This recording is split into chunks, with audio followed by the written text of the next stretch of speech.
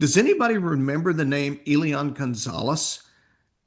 Right? Anybody remember Yeah. Janet Reno sending in armed agents into this family's home and ripping this frightened child out of the arms of his uncle to deport him back to Cuba? Yep. That was during Clinton's administration. Like nobody had an issue with that back then, right? Nobody was in the Right. streets and, you know, tens of thousands of people throwing trash Well, cans through windows because they thought the ICE well, agents were I in was the. just talking to the guy on the podcast yesterday about the immigration stuff. Obama did it quietly, but the same things were Yeah. happening during Obama's administration as it is Deporter in now. chief. Yeah. That's exactly what they called him.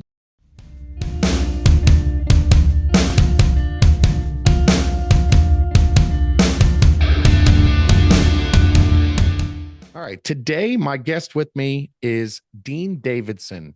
Dean is an actor, and now he is an author. And is it your first book, correct? The Amir. Yes. So his first book is The Amir, the Tora Bora Vendetta.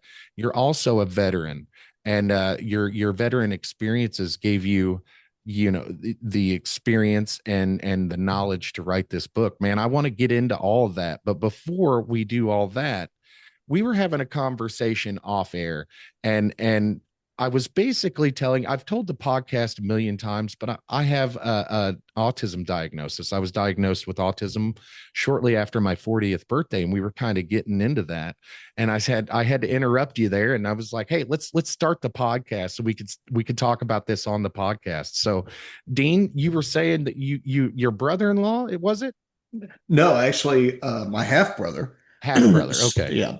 And I'm fairly disconnected from parts of the family, but my half brother is very autistic. He social issues. yeah, Doesn't quite function the same as everyone else. Brilliant at being able to write things, remember things, especially movie quotes, things to that nature. yeah, Every statistic about a dinosaur you can imagine, that kind of stuff. And then my half sister, and all three of her kids were diagnosed as autistic, really, but I have absolutely none of the markers for it. So the fact that it is genetic, um, that's that's the surprising thing. It's like I guess I'm one generation skipped, I guess, on right, that side of the right. family. So, but that's why I was finding what you were saying very interesting, and being able to connect from, having that connection there. So I was telling Dean my story about, how it came to be that I wanted to be tested for autism. And I was making a joke in the doctor's office. And I said, hey, the kid had to get it from somewhere. And I was expecting a little bit of pushback, and it was because it was just a joke. But she was like, yeah, yeah, that's true. She's like, it is genetic. And at that point, I was like, well, I was just kidding. I was making a joke, but let's get this done. So, but yeah, I do find it interesting because like now that I have been diagnosed, I look backwards at all my experiences and my life, and I'm like, it makes sense, man. I've always had a difficulty regulating my emotions. In school was very difficult for me. Not that I wasn't intelligent enough to do it, I just couldn't sit still to do the work. And I'm an autodidact, so if I'm not interested in it, I don't want to learn it. And if I ever come across the need for that, that at that time I'll learn about it because I want to or I have to. So um You're it's starting to make me rethink this. You're describing me in school. well, I tell you what, a lot of my issues were also ADHD. I've had diagnosed ADHD for years, Oh and yeah. it wasn't because I thought that that's essentially what was quote unquote wrong with me was ADHD, and I couldn't focus all the time, and I have difficulty. I have difficulty focusing on tasks that I don't want to do.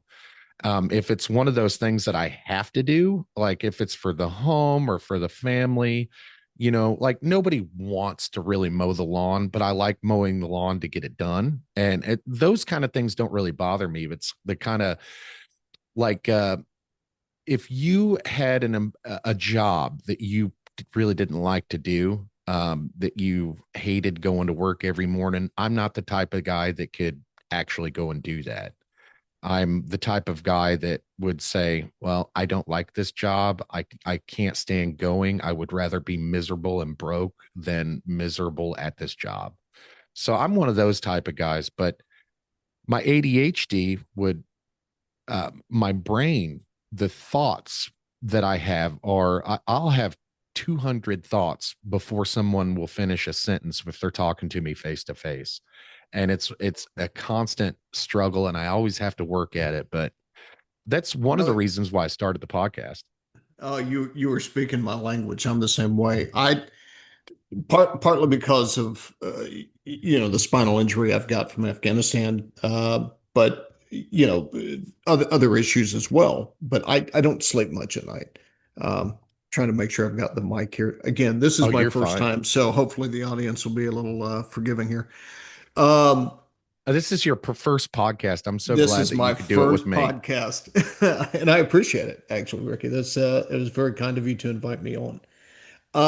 No, I wake up at, probably 15 times a night at least. Wow. I mean, every time because the spinal injury, it gets uncomfortable. So I have to flip over Right. multiple, and I wake up every single time during the night I do that. But then as I'm trying to go back to sleep, like song lyrics going through my head, or I'm Yes. thinking about imaginary conversations for work, or, whatever it is. And it's like, I've got to shut off my brain. And my wife is constantly telling me, it's like it just doesn't stop with you. It's like it constantly going, Yes. Yes. like a And I find perpetual engine. so, man, do you hate it when you're uncomfortable, so you have to roll over, and you at that moment you have a thought and it wakes you up, and then you're up for the rest of the night? Does that happen? Well, I mean, that's pretty much it. I mean, I'll wake up every time I turn. Like if I'm going from my back to my side, or my side to my other side, or whatever it is, I wake up. I'm conscious of all of that. And while I'm doing it, it's like an instantaneous thing. Thoughts, Right. whether it's, Right. like I said, a lot of times, and it's bizarre, but a lot of times it's songs that are just going through my head. It's like, why is this happening?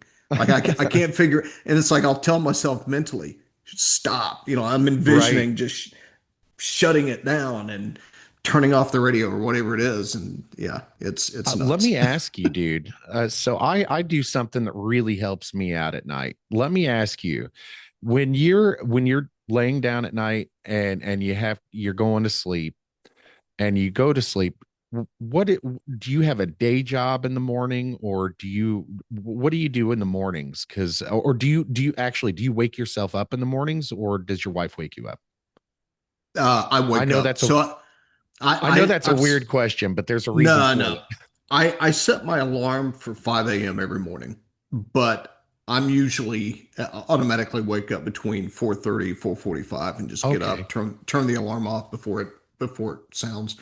And I've got a specific routine of the way I do things to get ready, right from the time I get out of bed until I walk out the door to get to the office. And yeah, if I do something out of sequence, I Yeah. end up forgetting something, and then Yes. I've got an hour drive to get to work.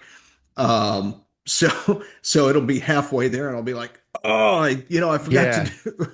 That is So, classic ADHD, brother. oh, Classic absolutely. ADHD. Well, and I didn't go one thing. I mean, when I was diagnosed with it, it was brand new.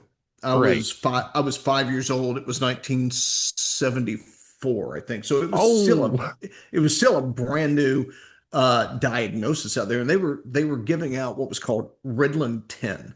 Well, Ritalin overall, but Ritalin 10 was like the max dose at the right. time, and they had prescribed it, and so my parents gave it to me, and I went from bouncing off to the walls to just like sitting there and drooling down Oh my chin, man. like.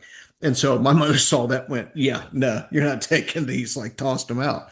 So over the years, the military really helped me to figure out how to do that. I didn't go through classes, didn't take medication, none of that. I had to kind of train myself how to refocus my attention to be able to do certain tasks. I'm like you.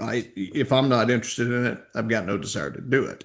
Right. The military for me was in a way something I always wanted to do growing up because when you're a kid and you go, hey, what do you want to be when you grow up? And people say, oh, I want to be a policeman. Oh, I want to be a firefighter. Or, uh, my answers were always Zorro and James Bond. Those were the two things I Yeah. wanted to be when I grew up, right?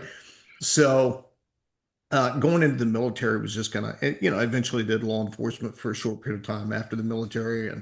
It's like a But natural progression of yeah, what you wanted to do when you were a child and yeah. till now. I'm fascinated by that stuff. I was the same way. Only I discovered drugs and girls before I was Didn't, 18. yeah, So didn't we all? yeah, well, In I that order? so I had my issue was I didn't know what I didn't know, and talking to folks that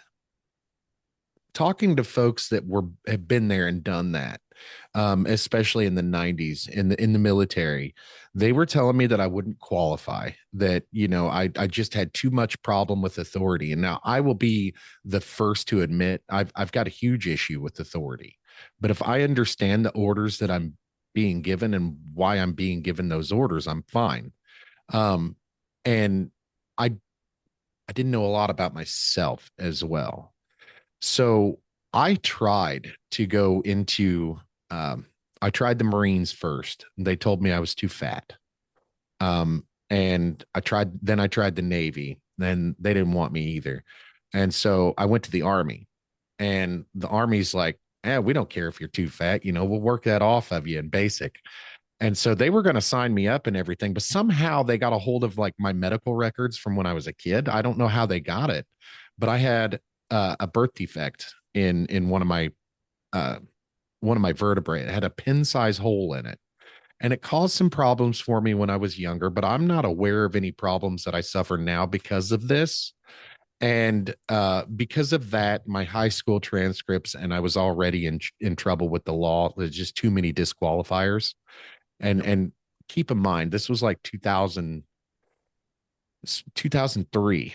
So when right when we were going into Iraq is when and I could have, if I pushed it, I could have gotten it. I could have gotten those waivers, but I just didn't know what I didn't know, and I didn't get the waivers. And then of course I've fought weight problems my whole life and everything, and of course the severe issues with authority and all that. Now that I'm 40 and I'm looking back at my life, I would have made a perfect soldier, because like I needed everything, like basic training. You know how you have to keep your bunk and squared away. You have to keep your locker squared away, all that good stuff. I would have been great at that because I understood why you're doing that. And it's like everybody has to be the same, everything has to be uniform, but it's mostly discipline. And so you don't question your orders. And it's I would have made a fantastic soldier. I wish I would have gone that route. Well, I kind of look at it like this. Well, I think I've frozen up there. There we Oh, there go. you go. um, and as I've gotten older, I think I've come to understand this because of understanding it about me. People don't develop in all areas at the same pace, right? Right. There are things in my 40s that I should have kind of realized in my 30s. There's things in Absolutely. my 50s that I should have realized in my 40s.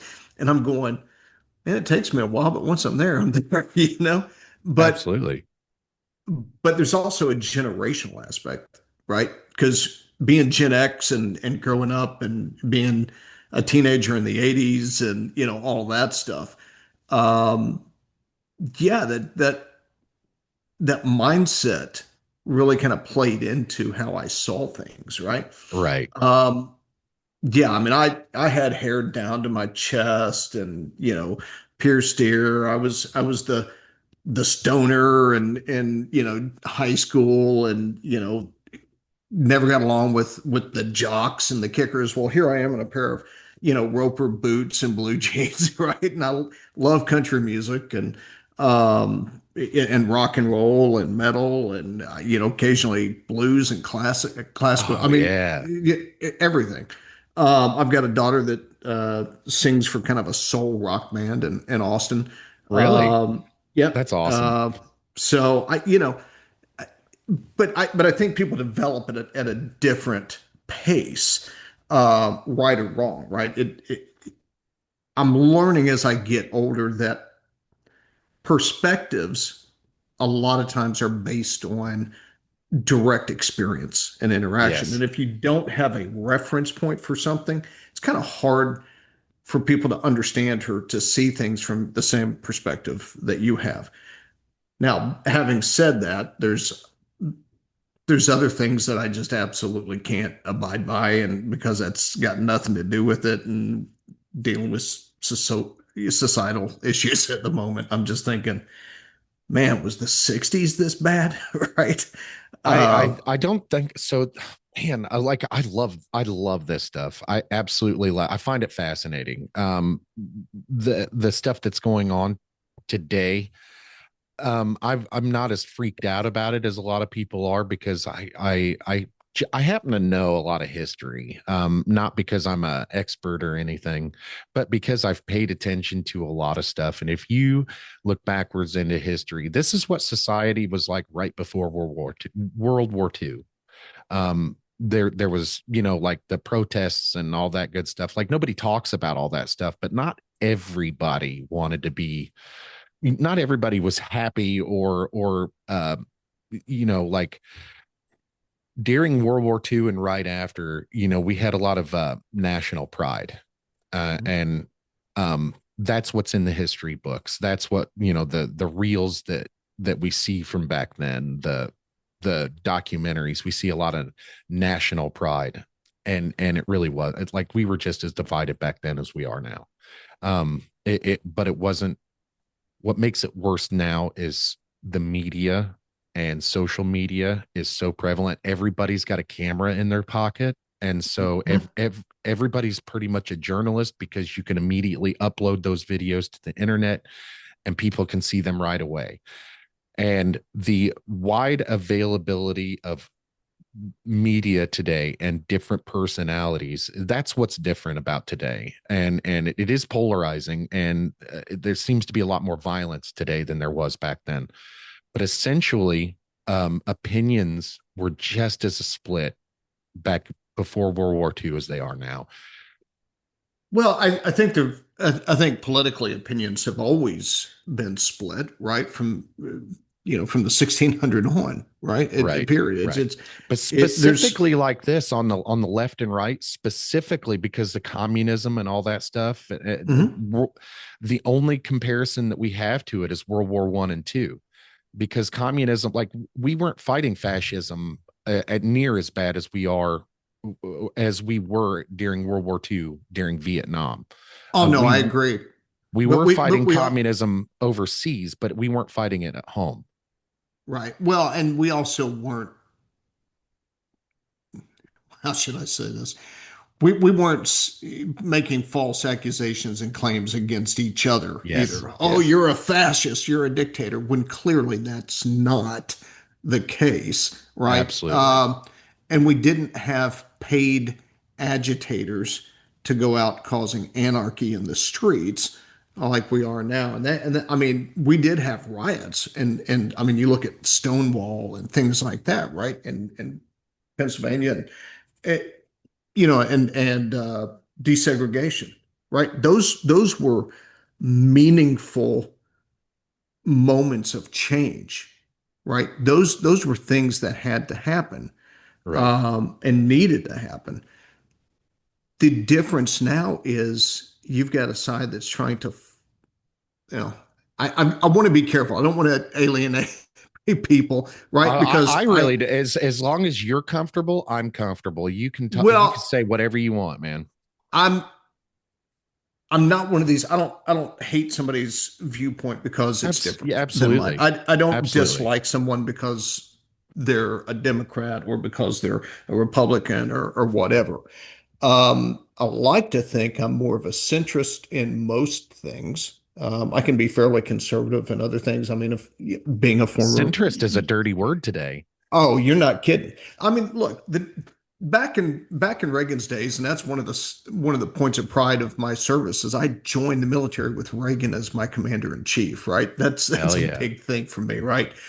But the days when Ronald Reagan and Tip O'Neill went into an office until midnight, 1 o'clock in the morning, and hammered out an agreement on things, right? They came to a compromise where both sides didn't get everything they wanted. And then they Right. both went back to their own parties and said, hey, this is what we're going to do. Now move forward. Right.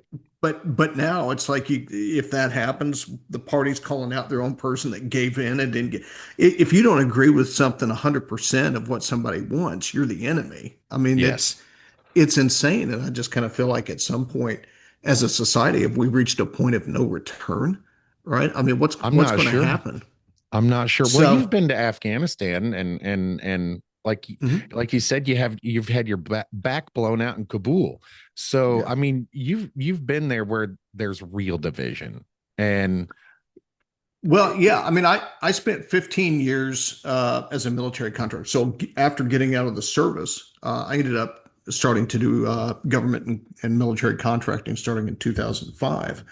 And I spent 15 years between Iraq and Afghanistan. Um, and the interesting thing that I found was getting to know some of the Iraqis, getting to know some of the yeah, Afghanis. Um, and there were some really interesting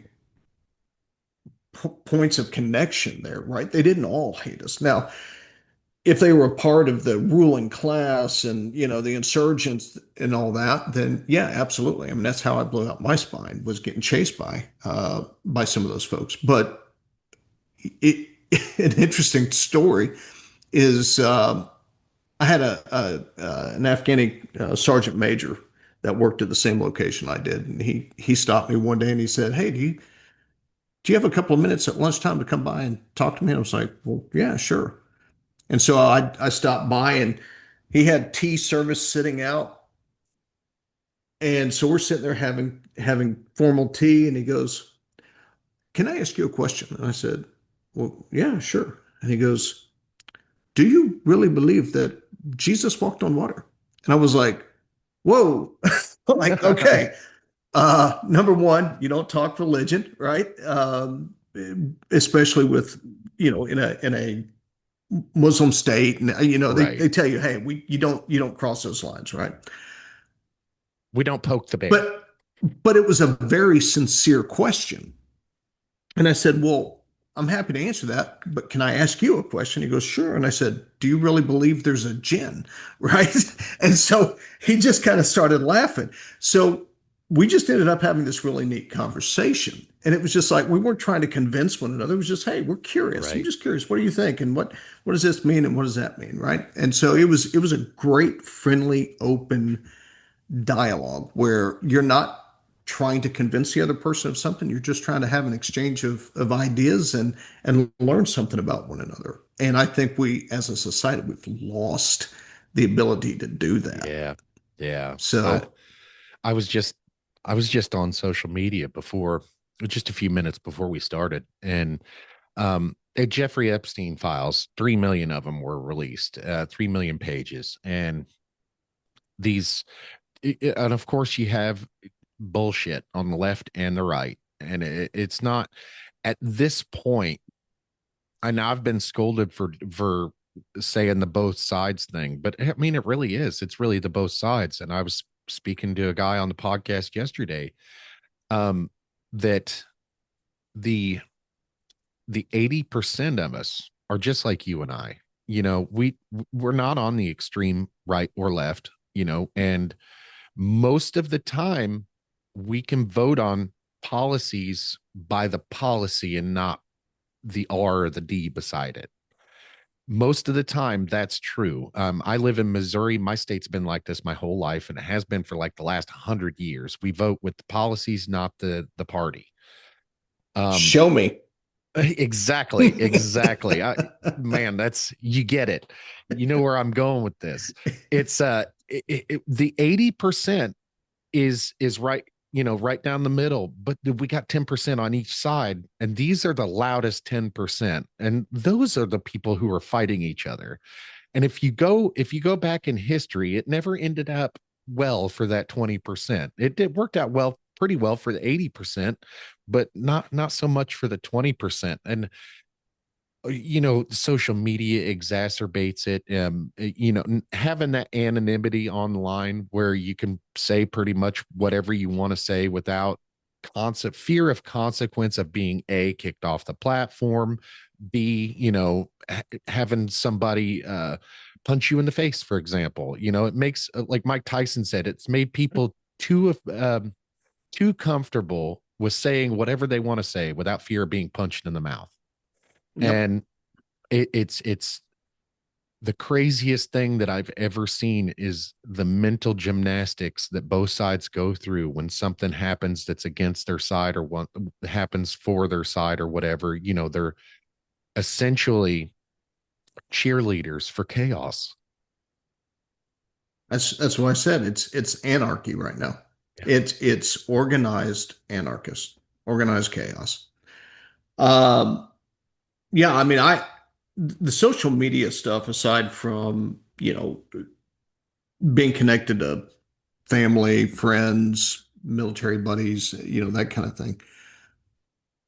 It's become an absolute cesspool. So my publisher basically had said, "Hey, for the genre that you're writing about, um, X is really the platform that you need to kind of build." And I was like, "Well, okay."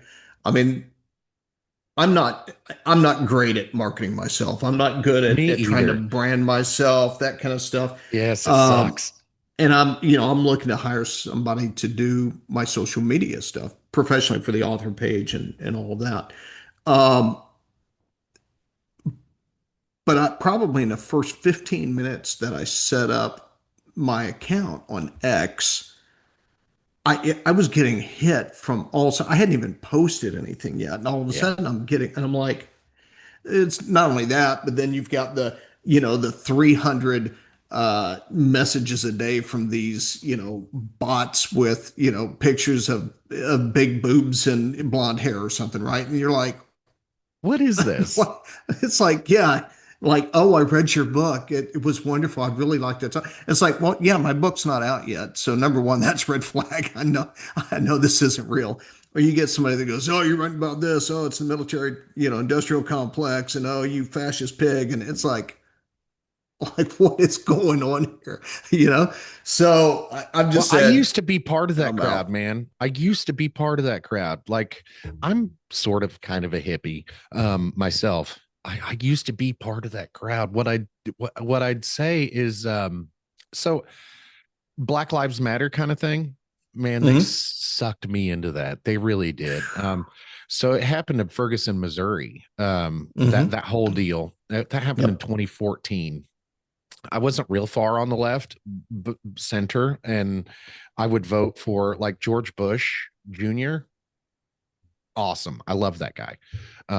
People call him a war criminal. And I'm like, if you look backwards at what he did, like today, given the justification, I'd probably still do the same damn thing that they did. There's a lot of money in what they did, and I, I'm I'm honest. A lot of people aren't honest, but Well, it's always like it's good for good for the goose, good for the gander. That's never the case, right? Everybody's like, yeah, it's okay if our side does it, but if your side does it, then you're, these evil, they're talking about separating family, the immigration, separating yes, families. Like, well, you're I love taking these the conversations. parent away, blah blah blah, and oh my God, you're trying to deport this kid, and I'm like, does anybody remember the name Elian Gonzalez?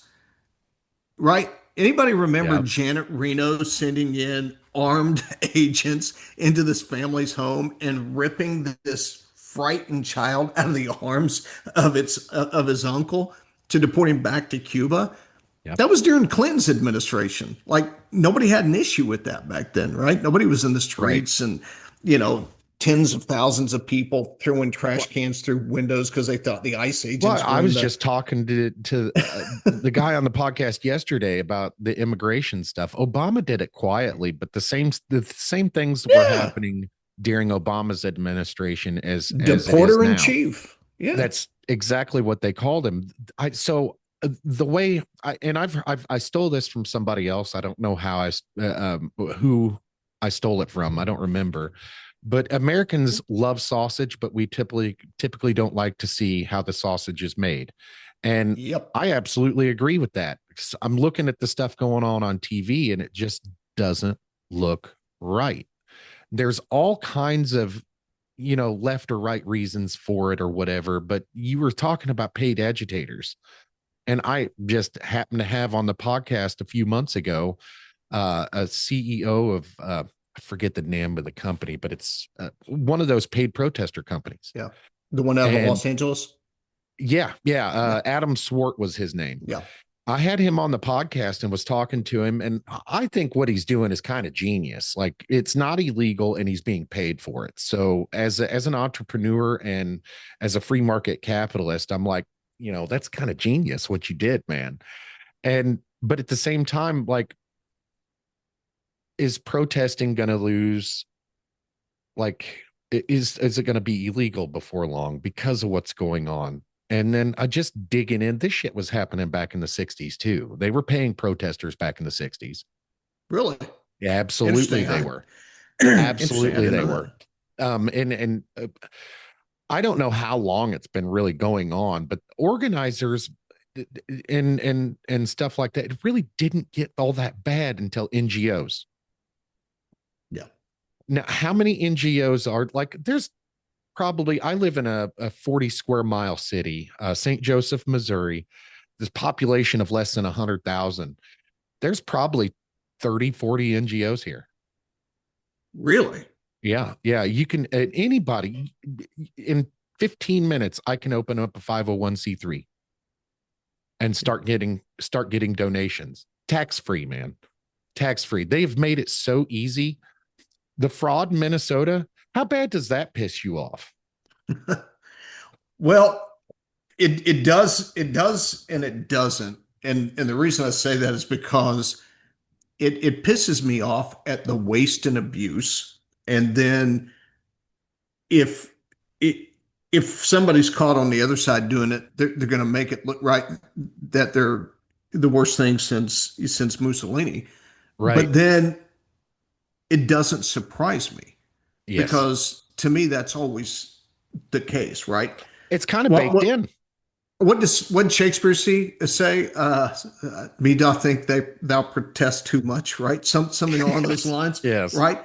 And it's always the case. Sorry, but every time you've got the left screaming and pointing the finger, they're guilty of sin of doing the exact same thing, right? Right. Right. Um, so there's just so much dishonesty.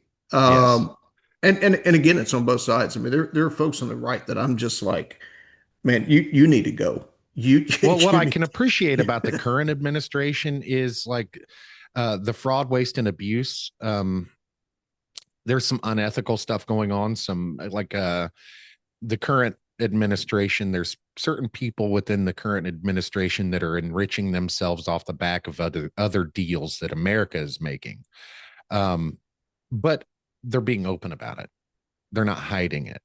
And in my experience, administrations of the past would hide it. For example, Hunter Biden and Burisma. Mhm. I personally don't have an issue with those type of deals if they're Oh, good I for do. America. Yeah. If they're good for America, and we're open and honest about it. If we go over there, the Qatari jet, it was open, it was honest. It okay, so maybe not honest, but it was open, right? Everybody knows about it. It you know it was out in the public zeitgeist. It wasn't hidden. Past administrations would take deals like those and hide them from us, and they would enrich themselves Well, and but hide it.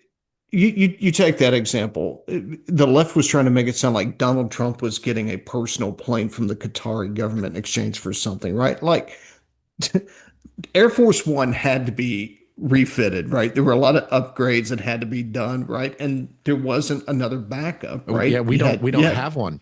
You had Air Force Two, but that doesn't have anywhere It's near just as old. exactly. So the Qatari said, "Hey, here is this brand new aircraft that we're going to give you to be able to utilize while that's happening." And this idea that it was a personal gift to Donald Trump, it's like, my God, where is this coming from? Exactly. Right? It's Exactly. like, but the problem is there's people out there that won't look into it. They're just going to accept whatever their side says, and by I'm going to get outraged and I'm going to go out there and protest and bang drums and whatever else it is.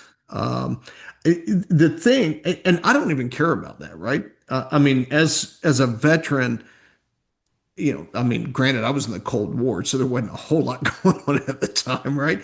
Um, but I served to make sure that people had the right to do that, and I Yep. can talk a little bit about growing up with my stepdad, and because he was very much a hippie, protested Vietnam, followed the Grateful Dead around, wrote articles for Rolling Stone about the Grateful Dead, things like that. Matter of fact, the Army's journalism program used to use some of his old Rolling Stone articles to help teach the Wow. journalism class, which was That's bizarre to cool. me. Um, You're like, hey, that's my stepdad. no, there wasn't a great relationship there, but Oh, okay. uh, but um, but no, it was go. What I'm saying is, I don't mind people protesting. Like, hey, if you believe in something and you're adamantly opposed to something, right, on a real level, I get that. Then by all Peacefully. means, peacefully. But when as a society and as a country, right, whether it's federal, whether it's state, local, when did we get okay with allowing people to break the law and not doing anything about it? When did we get okay with people breaking the law to support people breaking the law and not do Yeah. anything about it? When did we start allowing what is legally defined as an assault on police officers, whether it's local, state, or federal, to go unpunished? Well, Like, I and the also idea of wonder. doing that, yeah, the idea of even arresting or punishing those folks for doing something that is clearly against the law, that all of a sudden you're a fascist. I Yeah, just 200 don't years get that. ago, 200 years ago, we would have hung the people fomenting it. Well, I know some former friends of mine that I surfed with that are all talking about tall trees and long ropes. Now, do I agree with that? No.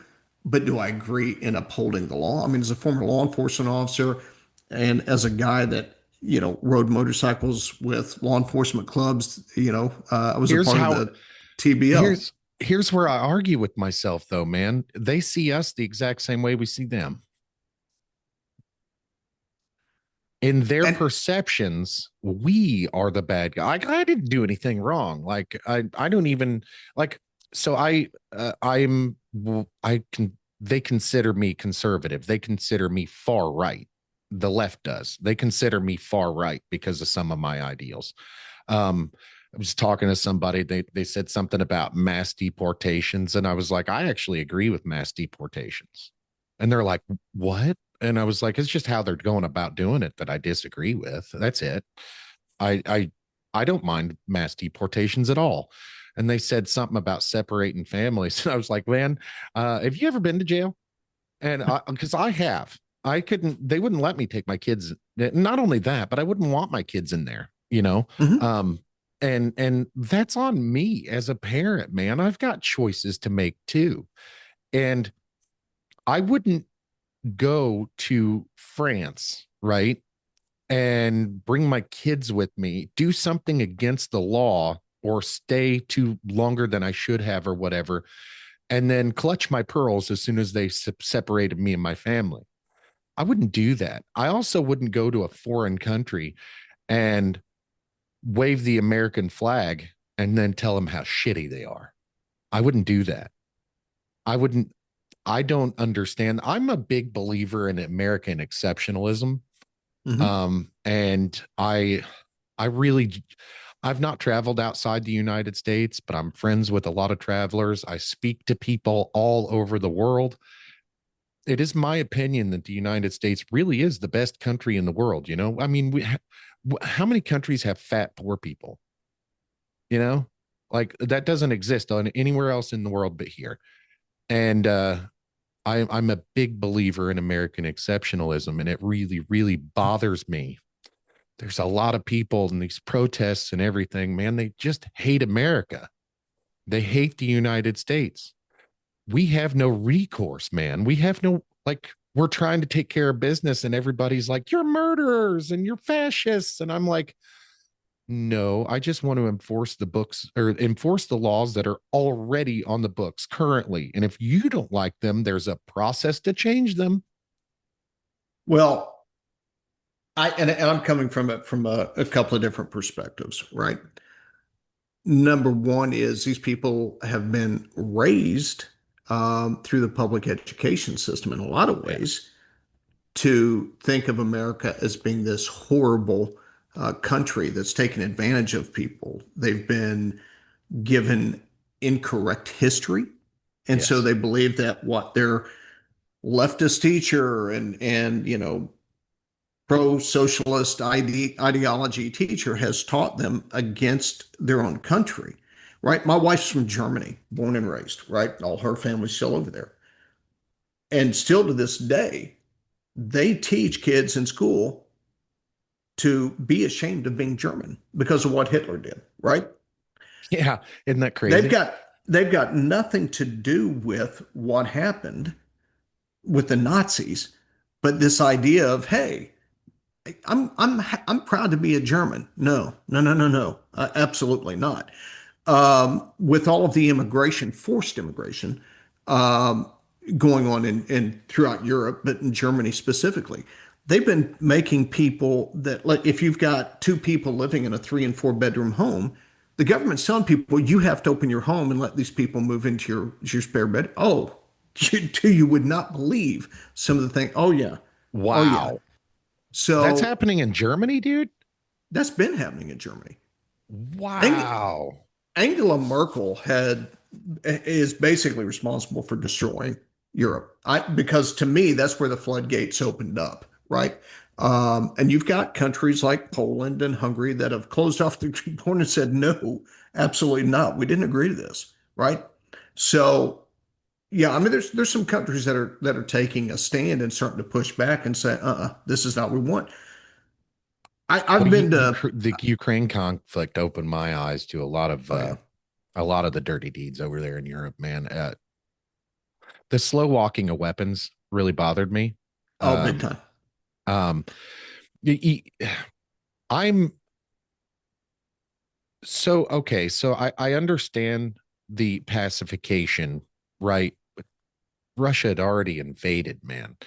And you're going to slow walk weapons because you're afraid of what nuclear war. Um, Here's my stance on that, man. I'd rather live or I'd rather die on my feet than live on my knees. And Hmm. I'm if it comes down to Mother Russia being my government, way of the fuck over here, and Red nuclear. Wolverines, baby, Wolverines, Exactly. Red Dawn. I would much rather die on my feet than live on my knees, and I'm not going to. And the majority of America wouldn't do that either. Like these people really don't understand what they're advocating for. Um, that's what really bothers me is the brainwashing and this, that, and the other thing. And then I'm looking at, as an independent thinker, I'm looking at a lot of things from a lot of different angles, and I'm like, am I being brainwashed? Is this happening to me? Is this how I sound to them? And that's where it gets me, is because I understand the nuances, and I understand that we weren't the great guys, or we could be considered the good guys, or the lesser of the two evils during World War II. But I understand all that. The Mhm. people that don't understand they assumed that we were something that we weren't during World War II. Like we didn't even win World War II. Like it was a joint effort. It was an allied effort Mhm. from all of us. And the fact, like the history books, they teach us all the good stuff, but not the bad stuff. They just gloss over the bad stuff. And Germany did this, Germany did that. And we're not going to tell you the whole story, but here's a picture. And it's crazy. It's insane. I wanted to talk to somebody on the podcast about Pacific theater atrocities, because there's a lot of stuff I didn't know about Japan until I was, in my 30s. The unit 731, had no idea what that was until I was in my 30s. And looking back on all this the changing history and the what's in the books, and it's no wonder that people have they're so cross and everything, but they're not even interested in learning about our history. It's crazy. You know, I've been to probably 55 different countries now over the years. Some I've been to over 100 times, right? There is, well, and some of those being in active war zones, right? Yeah. Part of part of the reason I got into doing government military contracting was because it allowed me to travel all over the world. One of the things that I really wanted to do with my life, right? The old adage of, the world is too small to spend it in your own backyard, right? And Right. so for me, it's all about the experience. It's all about the education. It's all about learning other perspectives and ways of life and what good, better, and different. But having that actual experience and learning from it. Plus, I like to eat and I like a lot of good food. So that's been a part of that journey too, right? um, Absolutely. but going back to the American exceptionalism thing, you're 100% right. Look, there are places outside the US that I absolutely love. Ireland has been my home away from home since 2011. A place that I've been absolutely enamored with since I was about 12 years old, learned everything I possibly could. And then the first time I went and stepped off a plane, took a vacation. I was in Iraq at the time, and then took a vacation and got off the airplane in Dublin. And from the moment I stepped foot outside that airport, I felt like it was someplace I belonged, right? I identify with the Irish people. I feel like I am literally where I belong when I'm there, right? Um, Germany, I was stationed there when I was a teenager, right? Fresh in. I joined the army at 17. After basic and AIT, Germany was my first duty station. That's awesome. Bav Bavaria and Franconia, love it. I don't necessarily identify with the German mindset a lot. I understand it, don't Right. necessarily identify with it. Um, but my in-laws, right?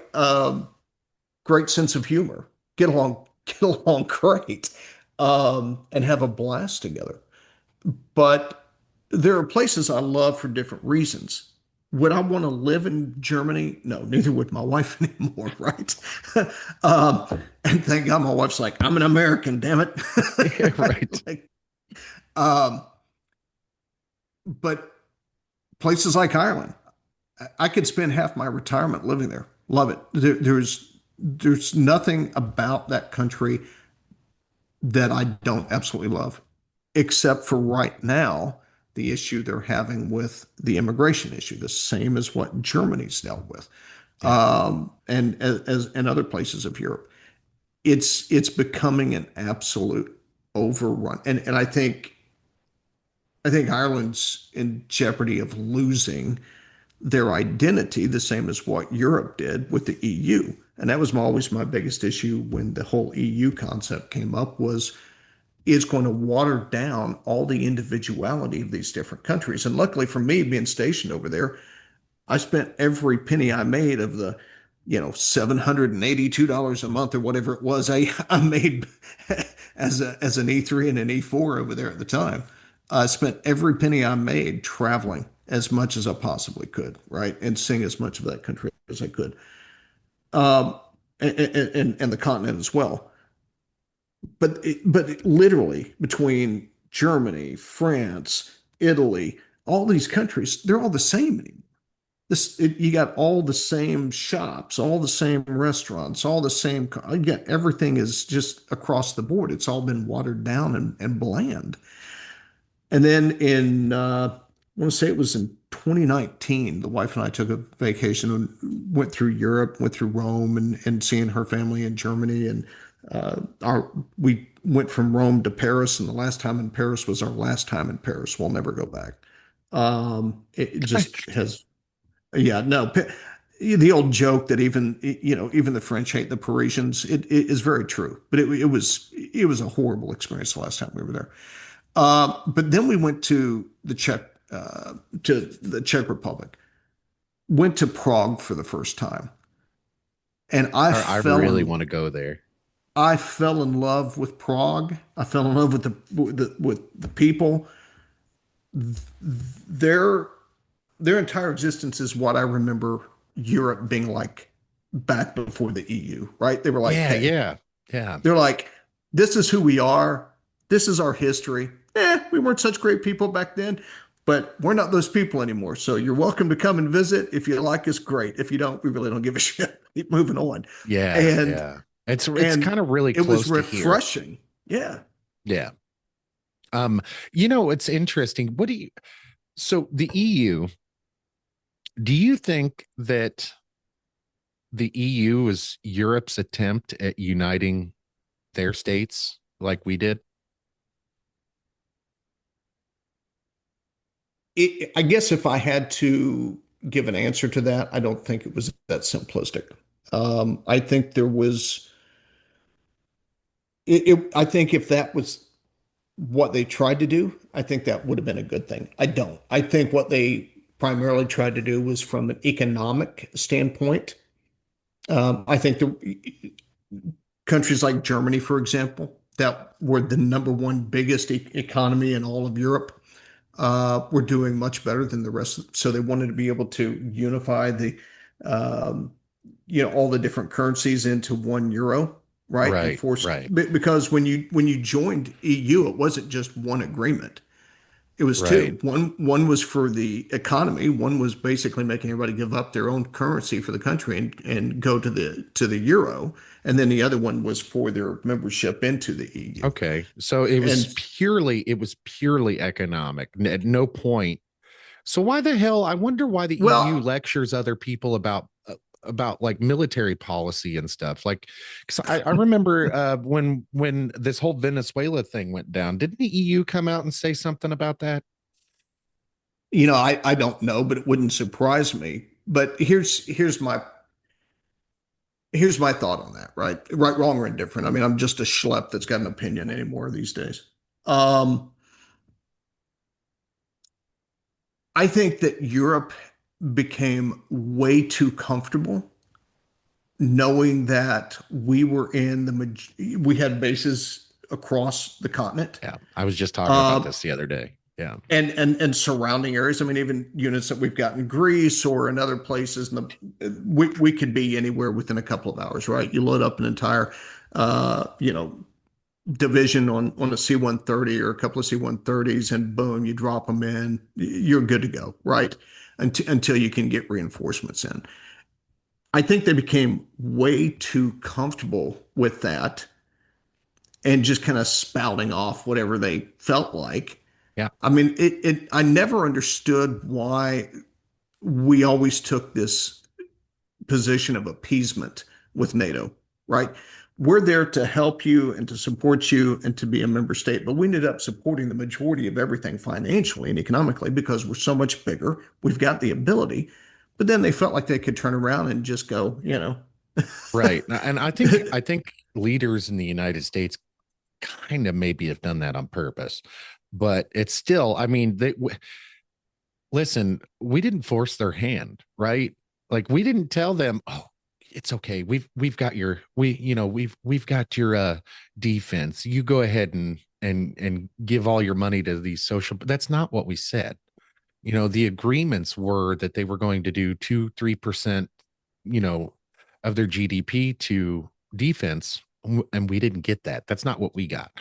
And so now our taxpayers are subsidizing EU countries, NATO countries, you know, United Nations countries. We're subsidizing For all these people, and we're decades. not getting Yeah. anything back from it. And that's what my point was the other day to the guy I was talking to on the podcast was, man, it's not that we don't like Europe. We love Europe. Like they're our brothers, right? But we can't afford to take care of everybody anymore. And you want to know why we can't afford, universal health care? That's why. It's because Europeans have universal health care, and that's what they choose to spend their money on instead of defense. Yeah, I mean, my opinion on universal health care is kind of a bit skewed because I lived in Sweden for a while, right? Right. It's Yeah. fantastic And they healthcare, do it right? pretty well over there. Yeah, but when you're talking about 6 million people in an entire country versus 320 300, plus million, yes. there's a huge difference, right? And like, how much are you going to pay doctors? $50 million a year? That probably still wouldn't be enough. No, I mean, look, doctors over there, dude. When I went to the doctor's, I'll give you an example. When I went to the doctor's office in Gothenburg, and for those of you from Scandinavia, Göteborg, um, so I had an appointment for like 9 a.m., right, to see this doctor. And I decided to do it on the private economy rather than wait an extra 2 weeks to get an appointment through the system. So I showed up at like 8:30 and the receptionist was like, "Can I help you?" And I was like, "Yeah, I have an appointment at 9 o'clock." They're like, "Okay, but it's 8:30. Why are you here?" And I'm like, "Well, to fill out, paperwork or whatever." She looked at me like I had a third eye. Like, what paperwork do you need to? I'm like, "Well, don't you? I'm a new patient, don't you?" She goes, "Don't you have your Skedavekit card?" And I said, "Well, yeah." She goes, "So That's it. That's all you need. what?" I'm like, she goes, "No, your appointment's at night." I'm like, "Okay." So I went across the street to get a cup of coffee and wait. I walked back in 10 minutes before my appointment. She looked up, saw me walk in and looked at me like, "You What are still you got 10 doing? minutes? Like, what are you doing here?" And then the doctor walks out and it's literally his office with an exam table in there from IKEA. And it's no bigger than a broom closet. And that's the doctor's office. There's no like fancy this. They've got their own private this. I gotta Yeah. no. And so doctors over there, even in somewhere like Sweden, don't make you know $3 million a year as a private practice. It doesn't work that way over there. Right. And So and we so to waste a lot like of money. for 300 and some million people, though, that's a lot of doctors. A lot of doctors. I mean, we probably have to have over 6 million doctors. So it's there's a lot of things like I like our current system that we have now. I just don't like how it's run. I the insurance companies are a scam, right? I Mhm. mean, the whole system could be torn down and rebuilt like it was intended to be, and it would work a lot better than what it does now. But we have socialized medicine. We Mhm. do. We have Oh, of we have course we do. Medicaid, we have Medicaid, Medicare. You know, that's one of the complaints that I had about Obamacare or the Affordable Care Act. One of the complaints was I was like, everybody has insurance. Everybody has insurance. And if you like the poor people that make X amount of dollars, below this level, they get Medicaid, Medicare, whatever. But if you have an emergency, if you're dead or dying, you go into an emergency room, you're going to get seen. That's socialized medicine, right? You don't Mhm. have to worry about the bill. You don't have to look, we're going to help you out. We're going to, and most places have community hospitals where if you don't have any money and don't have any insurance, they're still going to treat you and they're going to write off your bill for a tax exemption or whatever.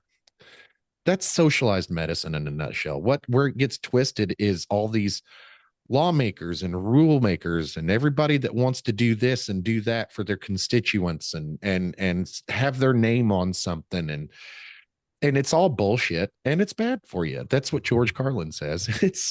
It's a nightmare to try to deal with hospitals, insurance companies, and all that. I was explaining the insurance scam to my wife yesterday.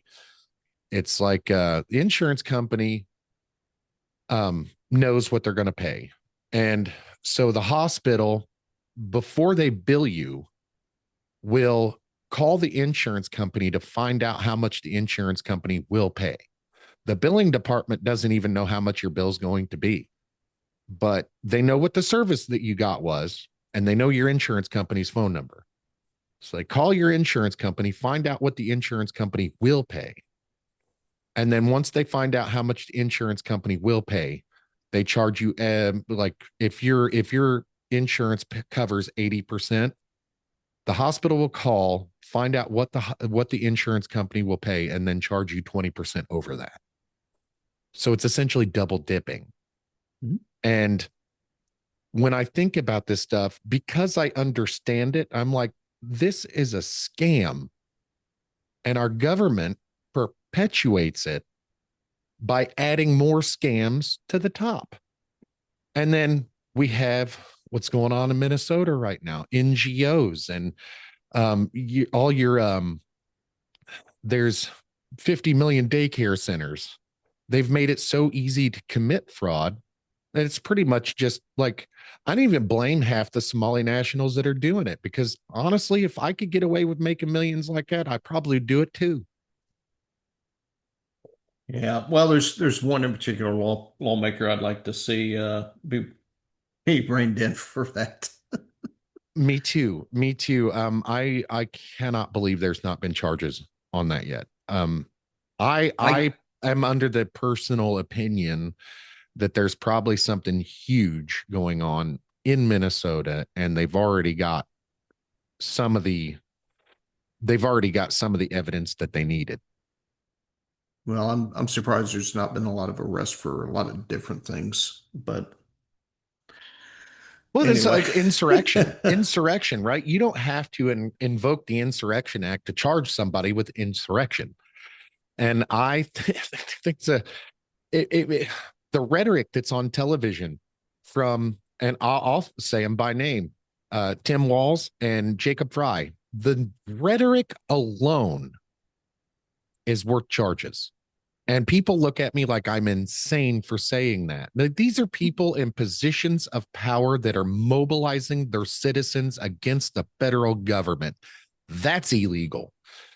And it has been illegal for a long time. It's in the Constitution. And they're like, oh, we'll just secede. And I'm like, you really think it's that easy? Like, do you Hey, know in if order to we secede? if we Go haven't ahead. done it in Texas, they're certainly not going to do it in And you want to know Minneapolis. why they haven't done it in Texas? You want to know why they haven't done it in Yeah, Texas? I'm like, you have to have the federal government's permission permission. to secede. That's Yep. not going to happen. We will wall you off and like not allow anybody in or out of there before we give you permission to secede. Like we will Yep. treat you like the dirty dogs you are. You know, it's like I try to explain this to people. Like you can't just secede because 0.12% of your population is unhappy. Yeah. And I'm like, what do you think would happen when you secede? We'll use the Minnesota fraud for an example. That's not Minnesota's dollars. No, that's That's the federal federal tax government's paper. Yeah. dollars. And without those dollars, you have no money. Mhm. And whatever your little state in Minnesota can produce, whatever 6 months of the year that you guys are open, whatever you can produce, that's all you got. The rest of it comes for the federal government. And like California seceding, like, okay, I don't see it happening, but I'm willing to be like, I if that's what you want to try, California's in so much trouble. You've they got are. when your liberal billionaire software tycoons are fleeing your state because they feel like you're fleecing them, Yes. yeah, you're definitely going down. So I kind of look at California being very similar to China right now in terms of the economy. They're Oh yeah. spiraling down. So Yes. Yes. And that's another thing. China's economy. Like, um, Canada's going to make a deal with China. I'm like, that's not going to play out for either country as well as you think it's going to. China produces 90% junk. You're buying junk, yeah, but it's and but it's cheap stuff, and that's what everybody's focused on. They want it, something it it is cheap. cheap stuff, but it still costs China more money to get it there than what they're getting back. And China's been doing this for 30, 40 years. And China is not what everybody like you've heard the term, you're a military guy, paper tiger. Mhm. China is a paper tiger. Now, if we come to blows with each other, it's going to suck. It's going to really, really suck. A lot of people are going to get hurt. A lot of people are going to get lost, but it's going to suck. That doesn't mean we'll lose.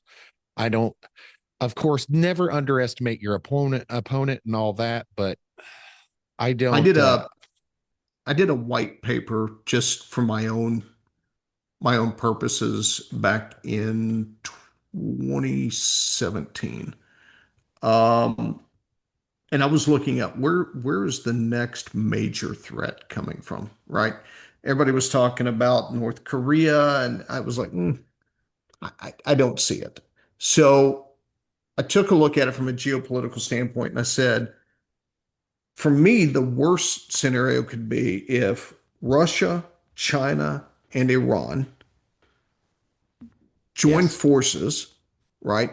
Proxied by a couple of smaller, maybe North Korea, maybe Syria at the time. And then I looked at, all right, what does each country have in terms of military assets, land, air, and sea? How many how many people do they have? How many military or Marines or sailors, Air Force do they have?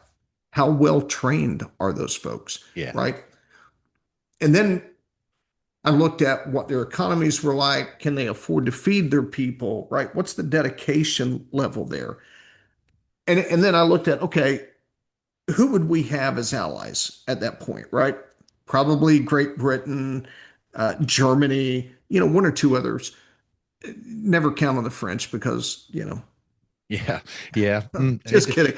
But there would be a lot of loss, right?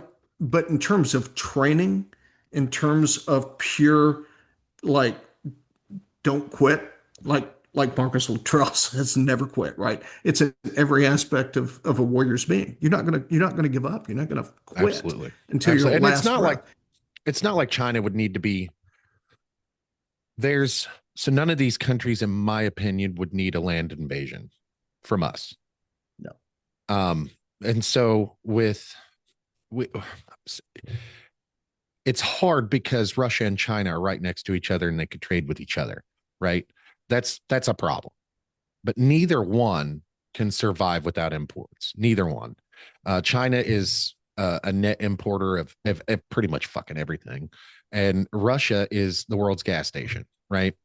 Um, but yes, there will be a lot of loss, but I think the best strategy would be what we've been doing since World War II is containment. I really think that's the best strategy, even in a World War III situation. I look, I think that cutting off economic capabilities from some of these companies or these countries with sanctions, Yeah, I think has been working. These countries constantly act like they've got more than they have right. to save face, and while they're doing that, they're continuing to spiral. I don't know how Russia is continuing to sustain the losses in Ukraine that they are. That I is don't think, insane, is it not? It's like 30,000, 40,000 a month. It's freaking yeah, insane. and that's got to come to an end. I think, to your point earlier, I think that if the Biden administration had been willing, to send weapons. I think it could have been over quicker. But out of necessity, what was it? Frank Zappa and the Mothers of Invention, right? It was, Yeah. necessity is the mother of all Oh invention. yeah, and yeah, and So, now Ukraine's defenses, industrial defenses are oh yeah, they're it's doing great. building up with I what think they're they've done. using like 50% of their own stuff. Yeah. Well, and what they've figured out to do with drones, right? Not Yeah. not just aerial drones, but also water drones. I mean, absolutely brilliant for what they've decided to do in the lack of real support. All these European countries and the US as well saying, "Hey, we're there to support, but we've really not done much because we're so afraid of Russia." It's like, Well, you know, do you know who oh shit, what is his name? Konstantin Kassin. Kesson. Kesson sounds Yeah. familiar. I can't.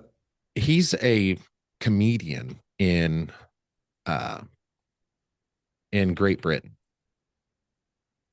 Konstantin Kaizen. That's what it is, I think. Yeah, Kissen. Konstantin Kissen.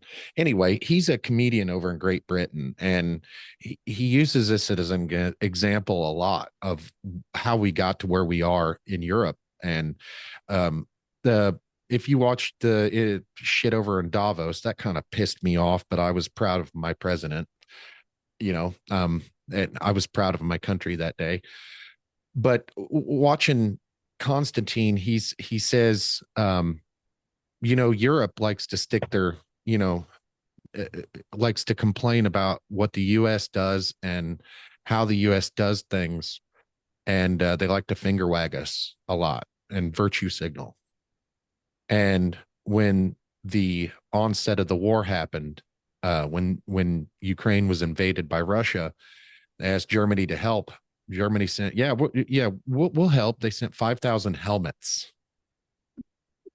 5,000 helmets. And I will never understand how Emmanuel Macron comes up and lectures us. Who the hell is that guy? Who, he may be a leader over in France, but like, he's nothing to me. How are you going to lecture me on what we're doing? Like, what are you doing to help? And that's what. It's funny to me how the Europeans or anyone else want to complain about the United States and what we do or what we should be doing. There is no other country on the planet that has been more generous, that is more giving of money, time, resources to Yeah. the rest of the world than we are. There's no other country in the world that takes in as many immigrants as we do, Yes. right? We're the most philanthropic nation in the world in history, and yet we don't do enough to appease Europeans. And so to me, that just it's I don't think we need to be trying to appease everyone. I don't think we need to be. I This is the one thing. And granted, sometimes Trump, you just go, "Oh, did you have to say it like that?" Right? Like, let's just. Right, right. But But on the other hand, man, somebody's the got to. guy's brilliant. He really Yes. is. You look at this whole thing with Greenland, right? Where he's threatening, like, no, we're going to get it one way or the other. We're going to. So everybody's like freaking out, thinking, oh my God, And they sent, this is something we've been discussing for like 100 years. right?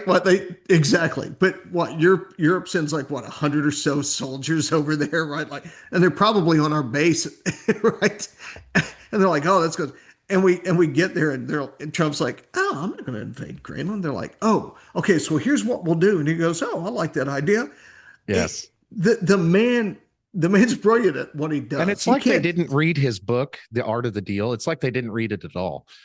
And I'm like, it's all in there. I was talking about this last podcast I did, but the guy I was talking to, he's like, you know how you just throw shit at the wall and see if it sticks. That's what Donald Trump.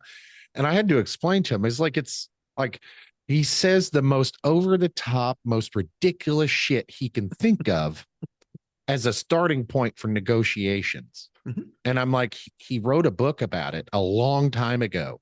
And people are still confused and enamored by this guy. And I'm like, listen, have you ever seen professional wrestling? That's Donald Trump. Have you ever seen his reality TV show? That's what he's doing. He's not like that behind closed doors, ladies and gentlemen, and he's actually kind of brilliant. Um, I wonder though if he's functionally illiterate. I always wonder if he has a difficult time reading because watching him read is painful. I don't know. That's a good question. That's a good question, but you can't deny he's not intelligent. He's not Yeah, smart. he's I mean, like when people say, "Oh, he's dumb and everything," he's a dumbass, and I You're point to not the saying the president's an idiot savant, are you? well, I'm he might be, but I looking at Barron Trump and his mannerisms, I wonder if he has autism. Yeah, I know. I've thought the same thing. I've thought the same thing, but they say he's absolutely like I think Barron Trump runs the bonkers White smart. House's social media. Oh, They're hilarious, and that's one of the reasons why I love Donald Trump is he is hilarious. He says what we're all thinking, and that's the big part about it is. And like down in Venezuela, could you imagine how that would have went over with somebody else in office? Like it would have been the Bay of Pigs all over again. exactly. And everybody's like Trump's anti-war and this, that, and the other. They look what he did in Venezuela, and I'm like, look what he did in Venezuela. Like he's anti-war. Look, if he wasn't anti-war, we'd still be there. You know, No, it's I mean incredible. he's That he's operation was awesome. he's anti letting people die. He wants to save as many lives as he can. He's anti wasting money, resources, and human life for no reason. Can we get in, get out, do it quickly at minimal loss, if any? Great, do that. And that's actually written in our doctrine, man. Hmm? It's Well, written yeah. in our doctrine. And like a lot of people, like we don't we show up with overwhelming power to begin with. That's how we show up. It's written into our doctrine. And the Yeah, reason for that, but for many years we've been told to do it with our hands tied behind our back. that's exactly right. That's exactly right. And then do you remember reading in your books like what the world's response or what the world's um oh, I'm trying to think of this happens all the time during podcasting. You lose simple words and stupid shit, but I'm It's trying to think okay. of the word like the rest of She'll edit it out. the rest of the world's shock at Operation Desert Storm. Like that was like I think it was 1991 Mhm. if I'm remember correctly, 1992 something like that. But Russia's like reaction, that's the word I was looking for, reaction. Russia's reaction was like, oh, they were able to do all that and this, that, and the other thing. Like, what do you think the reaction was with China's best air defense radars on in Venezuela in Caracas? And we owned air, land, sea, and space dominance within 20 minutes. Within Well, 20 minutes. here's the thing. I don't know how good China and Russia's intelligence is anymore. Right. I think China's more apt or more adept at espionage in terms of corporate espionage and design and all that than they are infiltrating government military secrets. Absolutely. Um, but by the time that the public is aware of what our capabilities are militarily, we've already had it for a good 10 years, right? Absolutely. And we've been using it. So when I finished my last contract in Iraq, um, I was working for a defense contractor that was kind of an unusual situation where we were the first company to ever be allowed to go in and literally train a foreign government in the way that we had. And it was to train the Iraqi Air Force and maintainers. And so after that contract was up, I did a short stint at Wright Pat as an assistant to the Deputy Director of Air Force Logistics for FMS CASE programs, which is their Reaper drones and all that stuff, right? So it's really interesting to kind of learn how some of that works and who has what, who's allowed to have what, how, it's interesting to sit in some of those phone calls and listen and go, wow, Absolutely. you know. Um, but man, this has been interesting. I'm surprised we haven't gotten to aliens, Bigfoot, or or the Oh book at man, this point. I plan on asking you to be on again for sure because we haven't even gotten to your book, man. And that's what I wanted to talk to you about the most was your book. But let's you got time to get into that a little bit? Sure. Your book? Yeah. Okay, sweet. So the name of your book is The Amir, the Tora Bora Vendetta. So real quick, what is an Amir? Um, Demir's kind of a term of like prince, right? So in some of these regions in the Middle East, maybe someone that is of a higher status that has resources, money, has people working for them. It's kind of considered an emir. Um, so the emir in this book is a terrorist that was supposed to have been taken out by SEAL Team 6 years ago. Uh, the team, a small A team of special operators.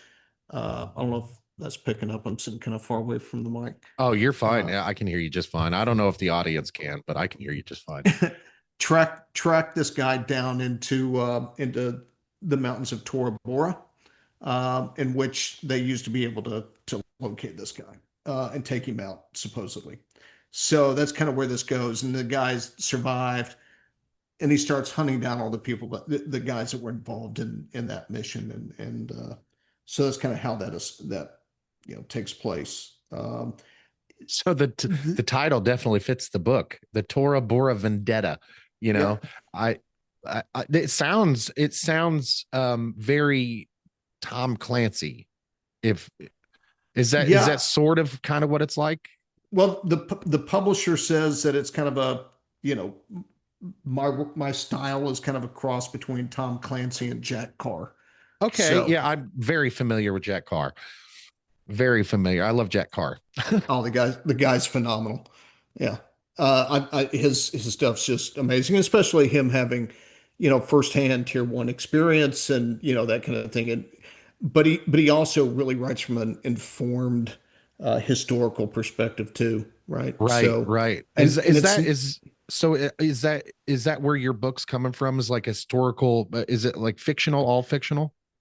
it's not all fictional. There's aspects of this book in the story, tracking down. I mean, obviously the bad guy is really an Osama bin Laden type character, Right. and there's aspects of that story in the book that, although are fictional, are kind of based on um, real events that a friend of mine who is, two really good friends of mine are kind of the basis for the two lead characters in this book, and one of them was a part of the special forces team that tracked Bin Laden down to Tora Bora back during Clinton's administration, and Clinton decided not to go after him and do anything about it. So Oh, if we had, I truly believe 9/11 would have been avoided. so Right? We was would this have. post 93? Mhm. Yeah, yeah. That's so it post. Actually, was the attack on the World Trade Center 90? It was 93, right? I think it was. I think it was 93. So there was Oh, you're talking about the the first one, the first one. bomb in the Yeah, the first garage. one. Yeah, Yeah, yeah. I was. I'm not mistaken. That was Osama bin Laden that time, right? That was Al Qaeda I believe in it was. 93. Yeah, Yeah, yeah. If we'd have done something then, uh 2001, man, that was I was gosh, how old was I? I was like 16, 17 in 2001. Yeah, I was 16 in 2001. No, I apologize. I was 17 when the towers fell. But that was a very defining moment of my life, man. You're a little bit older than me. What was that like for you? You were already in the military at that time, right? No, I was actually out by then. I So you j- were I j- in, but you were in, but you were out. I You I joined October of '86, and then got out of active duty in February of 1990. you want to feel So old real quick? I was born in 85. thanks for that, Ricky. I appreciate that. No, 9/11, I remember for a lot of reasons, but I remember everything about it. I was I was I was manager of recruiting services for finance and accounting, where I was placing accountants at Enron, who was my main account at the time. So I went through a few years after the military trying to figure out what I actually wanted to do with my life. And it's like, oh, I'm good at this, but I don't like it. All right, let's try something new. Um, and so part of that's ADHD, I guess, right? But the other For part was sure. like, can I see myself sitting behind a desk recruiting people for the rest of my life? Like, no, Nah. and cut my wrist with a plastic spork. Um, so I remember waking up. I was running late for work. I got in my truck, and I typically used to listen to the morning news radio on my way to work. So radio was already on, and I'm listening to it, and I'm hearing what they're talking about.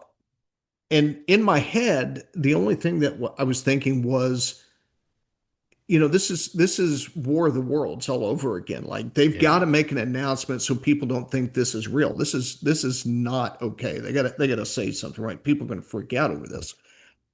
And so I got to the office. My office was 10 minutes away from my apartment. And I walk into the office, and it was just a big open bullpen. And we had a couple of TVs around the bullpen. And I saw literally like 60 people just huddled around this one TV. And I was like, what is going on here? And I walked through, and I was looking at what they were watching, and it finally hit me.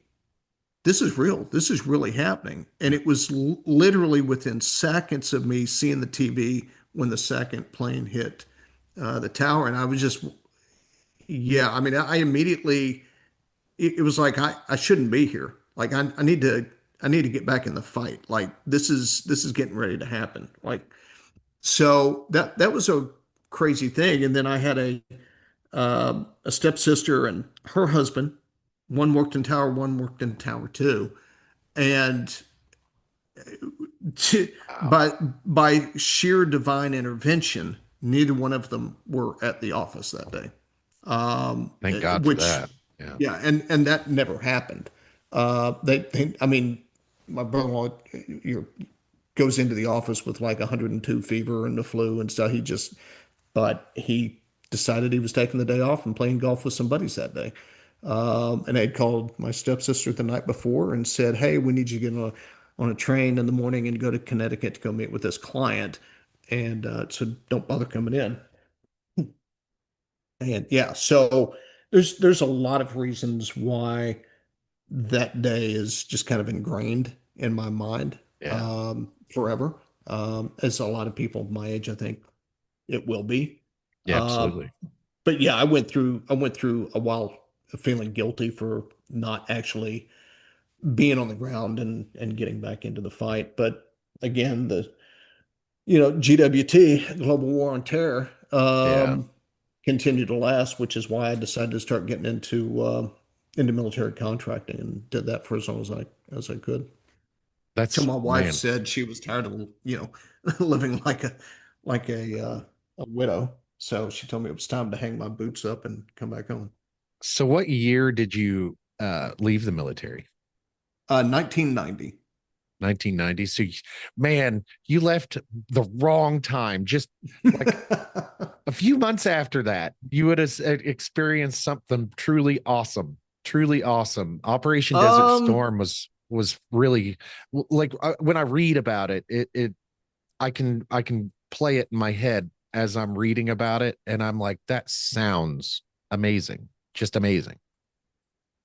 yeah, I mean, I can tell you, I don't know anybody, whether it's, just average grunts that I know, or whether it's any of the operators, that I'm friends with, it.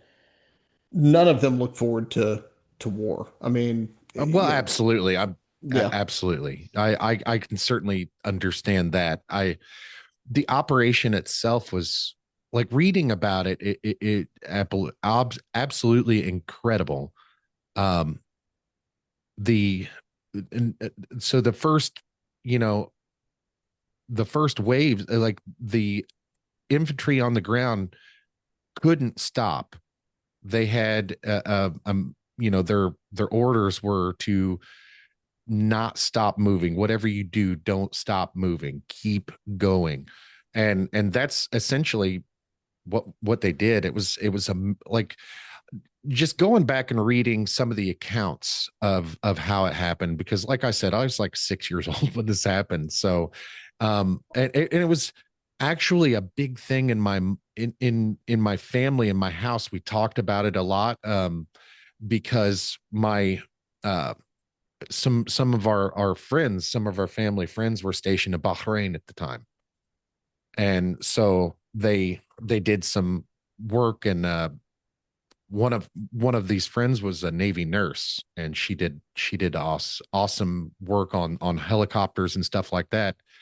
And just reading their accounts, reading old books of Operation Desert Storm was just, I'm fascinated by it. But ever since Operation Desert Storm, that's how we have operated since then. It's crazy. It's the operational, uh, just everything about the operations and how fast they move, and how everybody has a job to do, and they do it and do it well. It's incredible to read these things in these accounts. Well, if you like reading stuff, aside from my book, but a friend of mine who is the character of Benem Abbasi, in the book, former, Iranian U.S. Special Forces, CIA agent. Uh, that character is based on a friend of mine, who is the longest serving member of U.S. Special Forces A teams in military history.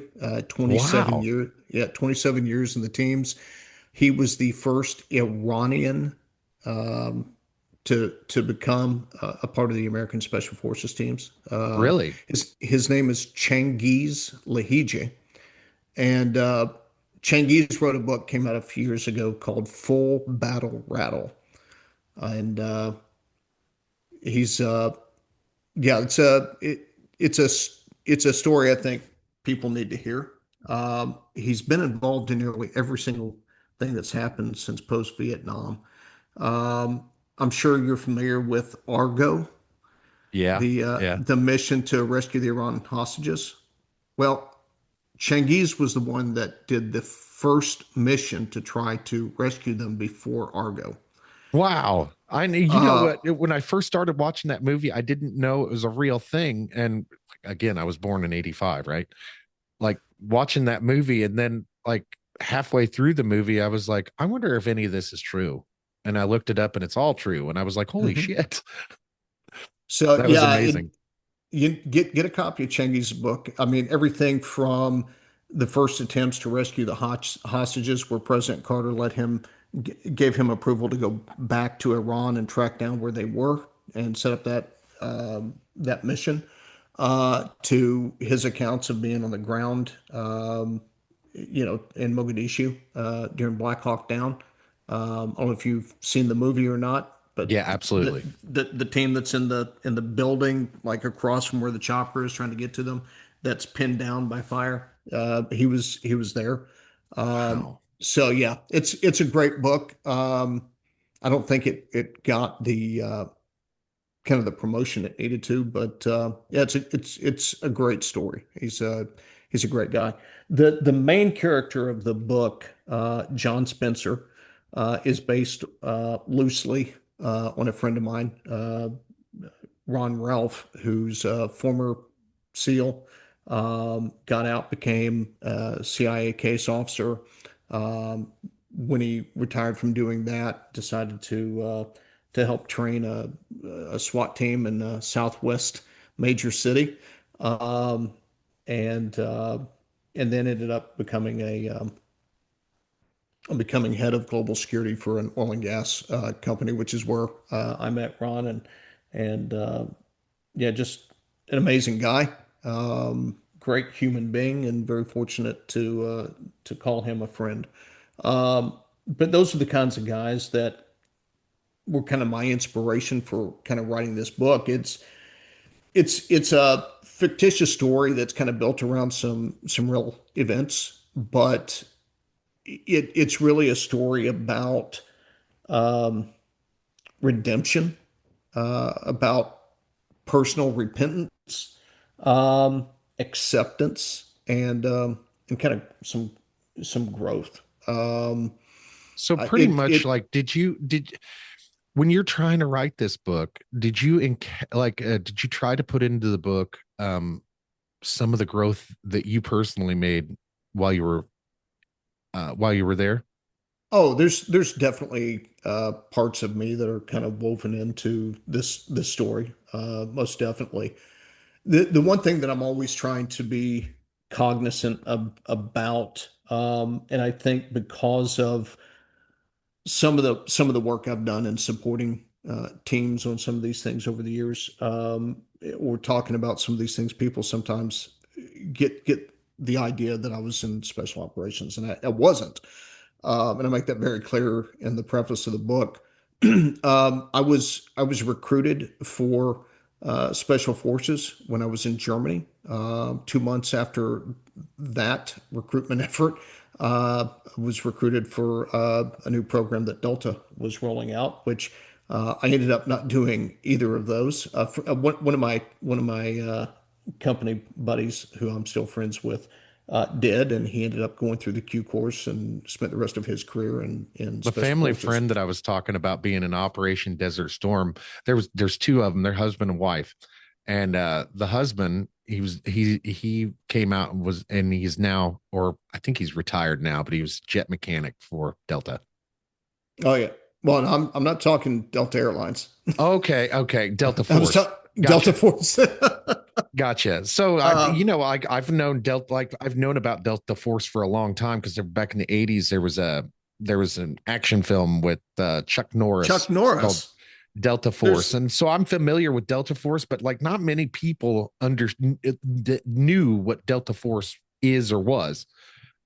Yeah, I kind of explained a little bit in the preface about what that program was, and I was shocked actually at the time that I was being recruited for either one of those.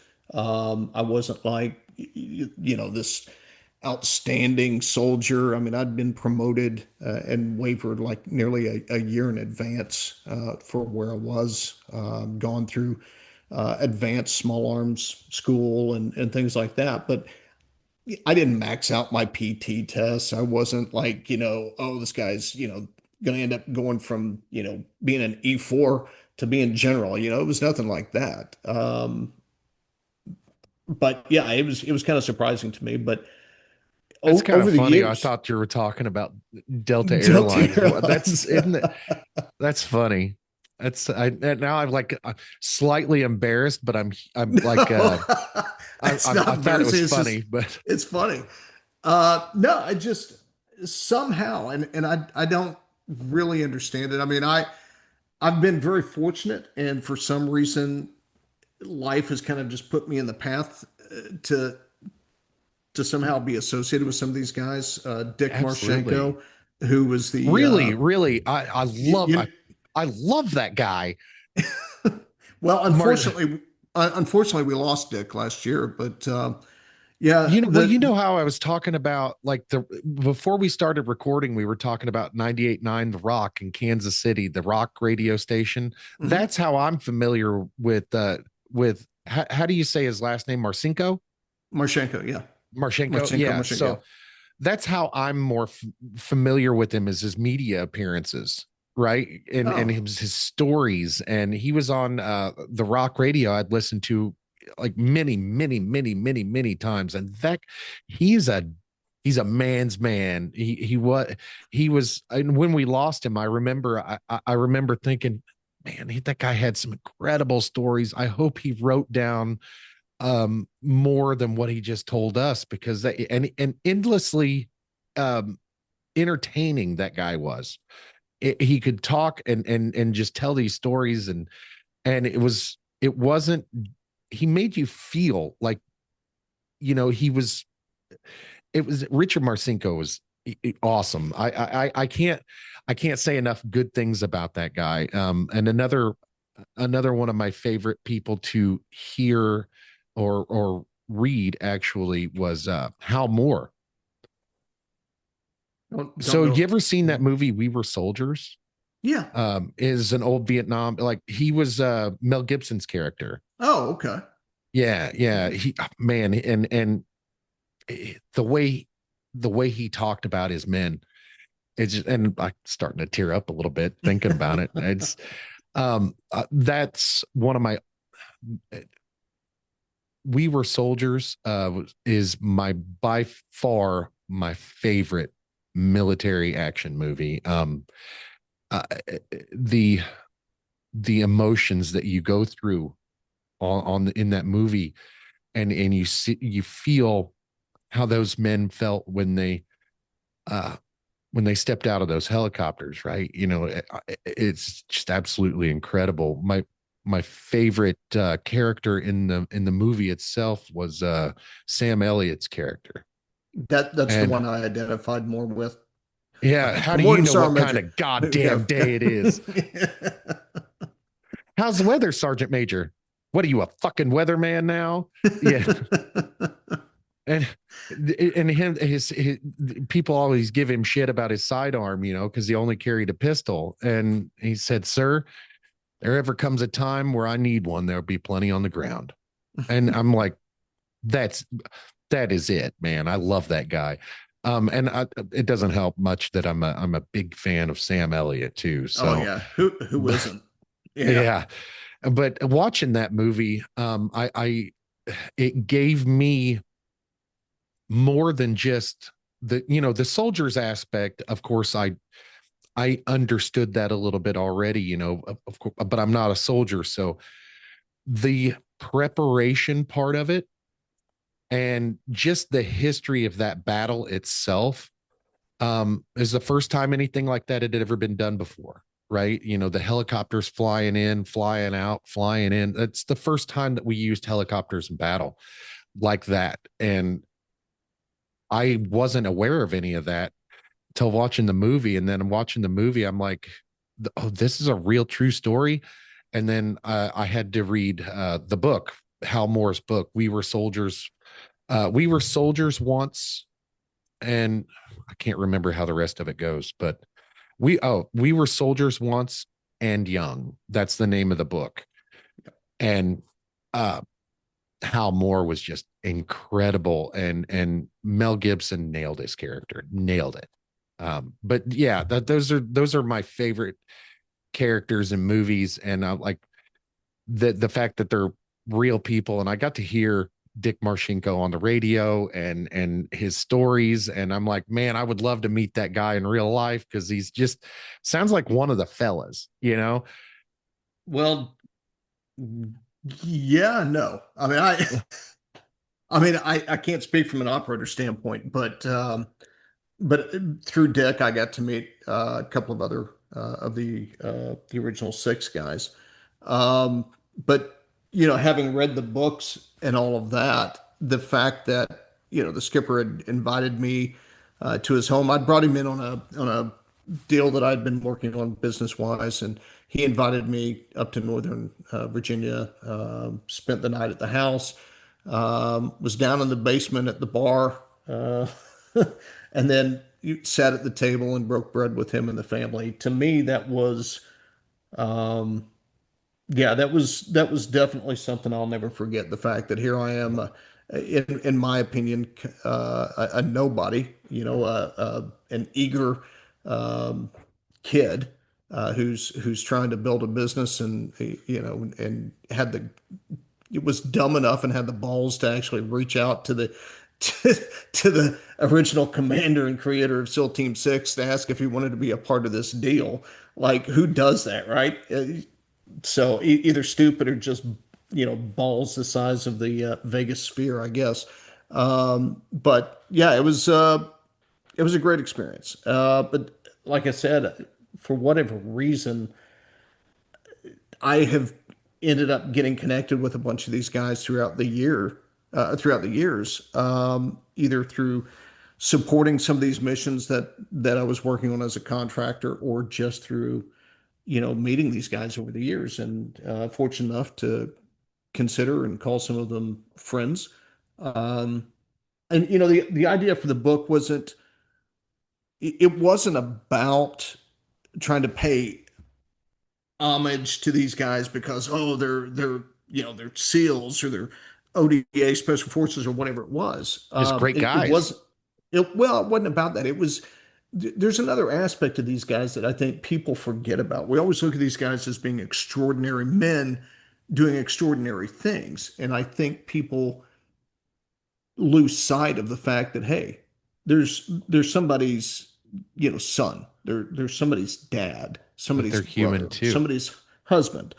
And there's a human aspect to that, and that's a part of what I was, the whole redemption aspect, right? And there's Yeah. elements, I think, to the John Spencer character and his upbringing, which was not very good. Not specific to Ron's life, but just in terms of the way I developed that character. Um, that I think is a common thread with a lot of the guys that end up doing that kind of work. Um, that makes them who they are and why they want to do what they do to you know be that be that last defense for people that can't do it for themselves. And Yeah. so yeah, I just was trying to humanize some of that. Absolutely, man. When you said in defense of others, uh it makes me think of like something I always tell my boys because first and foremost, I'm a dad. That's what I do. I love being a Yep. dad. I love everything about it. I tell my kids, uh in the situation where they find themselves being overly judgmental of people, and I hear it or I see it or something, I'm like, you always want to defend the defenseless, guys. And they're like, what do you mean? I'm like, how can this person over here, you just had it like a judgmental thought, and it's like you're looking at these folks, and how do they defend themselves from that? How do they defend themselves from your judgment?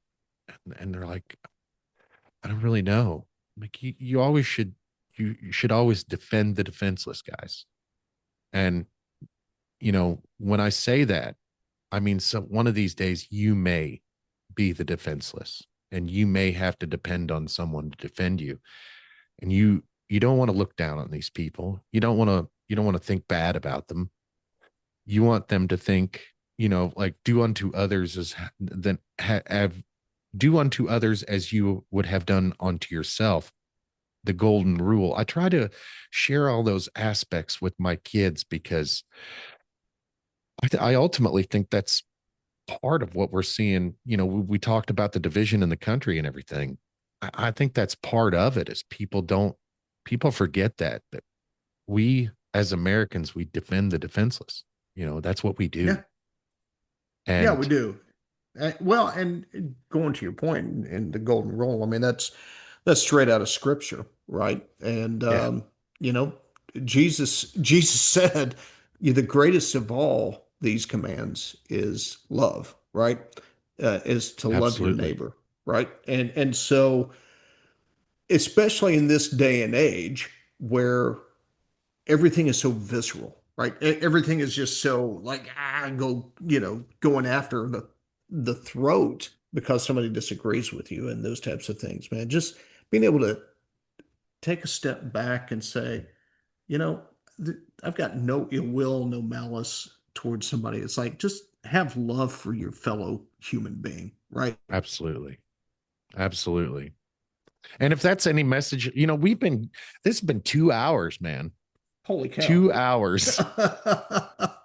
So I think that'd be actually a great place to wrap this up for now, man. When is your book? When is that being There it released? is. March 26th. It's on pre-order now on Amazon. But the release date's March 26th. In print, it's going to be available on Kindle as well as audiobook. I think audiobook's going to be available in 90 different languages. Wow, that's awesome, man. Are you reading it yourself You know, for the I've had audiobook? no, no, no, no, no, no. Luckily, Why? from no, nobody wants to hear this voice. Yeah, Uh, we do. We do. no, Dean, I promise you, we do. the publisher it has invested. They waited until AI got to a point where it sounded natural, Okay. and so Yeah. they've really invested in a decent system that sounds like it's a real human that's reading it. But the fact We that that's that's a that that's a concept, way that you could do it yourself. Actually, you could give AI your voice and have AI read it in your voice. That'd be just cool too. yeah, I don't know about that. Well, man, I tell you what, I've got to. I would if it's okay with you, I'd like to talk to you again before the book releases. Sure. Like as close to maybe we'll figure something out to where I could get it out like right as the book releases. But would do a little bit shorter one that features the book first and then the conversation. Um, because that a lot of great things get lost in the beginning of podcasts and at the end sometimes people don't watch all the way to the end, so I'd actually like to do this again. And I've had this has been a great conversation, and it's so great to have um I like to have opposing voices on my podcast. I like to talk to people that don't agree with me. I'm and like you said earlier, I'm never trying to change minds. When I speak to somebody, I'm never trying to change their mind. It's just a conversation between two people. But with all that being said, I love this stuff. I love talking and interacting. I love conversations and all that. But I'd love to talk to you about the book before the book comes out. We'll do another one. Sure. And I'd actually like that. This has been such a great conversation. If we talk 3, 4, 5 times, you're always welcome on the podcast, is what I'm trying to say. This has been it's hard to believe this is your first podcast as well. Well, I appreciate that. So, but yeah, no, this has been a lot of fun. And I've enjoyed this. I'll be more than happy to come back and do it again. Maybe we can talk about the UFOs, man. UFOs. I just did a movie last year on Bigfoot. It's out on Amazon as well. That's So, right. That's right. Man, this whole conversation we've been talking, I forgot you were an actor, brother. That's that's awesome. I when I first saw your introduction page, I was like, man, I will check out this movie. I haven't yet. I actually didn't do much preparation for this at all because I knew that the conversation was going to be a great one, based on your introduction page. I was like, hell yeah, I want to talk to you, you know. But yeah, hang out with me for just a moment. We'll let these guys go. Guys, I appreciate it if you listened all the way through this podcast. It's been a great conversation. I appreciate you, Dean, for coming and hanging out with us. And we look forward to having you on the podcast again, brother. same here. It's been a fantastic time, and I appreciate you having me on, Ricky. Awesome. Hang out with me for just a second. We'll see you guys next time. Bye. Woo!